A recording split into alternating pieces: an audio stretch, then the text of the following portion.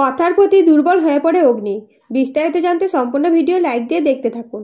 রথযাত্রায় বন্যী ফুলের হাত থেকে সকলকে উদ্ধার করে কথা অগ্নি, কিন্তু অগ্নি প্রান্তিকে ধরতে সফল হলেও রিচাকে ধরতে পারে না কথা। তাই ভেতর থেকে কথা শান্ত হতে পারে না, কারণ রিচার মতো মানুষ ধরা না পড়লে আরও বড় বিপদ আসতে পারে। এই ভেবে কথা চিন্তিত থাকে।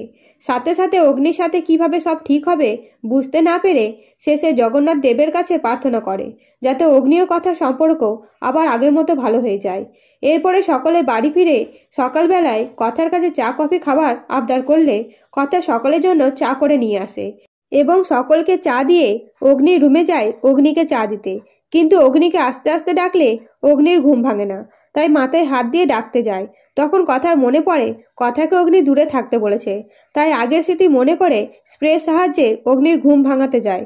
তখন আবার মনে পড়ে অগ্নি কথার জিনিসে হাত দিতে নিষেধ করেছে, তাই কথা চা নিয়ে রুম থেকে চলে যেতে গেলে স্প্রেটা পড়ে যায়। সেই শব্দে অগ্নির ঘুম ভেঙে যায় আর কথাকে দেখে বলে, ও তুই তুই এখানে এসেছিস কেন? এই বলে নিজে কফি বানাতে গেলে কথা বলে, পাচক মশাই, আপনার জন্য চা এনেছি, ওই বিষটা খাবেন না। অগ্নি তাও কফি খেতে খেতে বলে, তুই সম্পর্ক ঠিক করতে এসেছিস, কিন্তু তোদের মতো মানুষের কাছে সম্পর্কে তো কোনো মূল্য নেই। তখন কথা কষ্ট পায়, তা অগ্নিকে বোঝাবার চেষ্টা করে, কিন্তু কথা লক্ষ্য করেনি অগ্নি আগেকার মতো কথার সাথে তুই তুই করে কথা বলছে, যে কিনা তুমি করে কথা বলতে লেগেছিল অভিমান থেকে। তার মানে অগ্নি ভেতর থেকে কিছুটা নরম হয়েছে কথার প্রতি। তো জগন্নাথ দেব নিশ্চয়ই কথা আর প্রার্থনা শুনবে, কথা অগ্নিকে এক করে দেবে।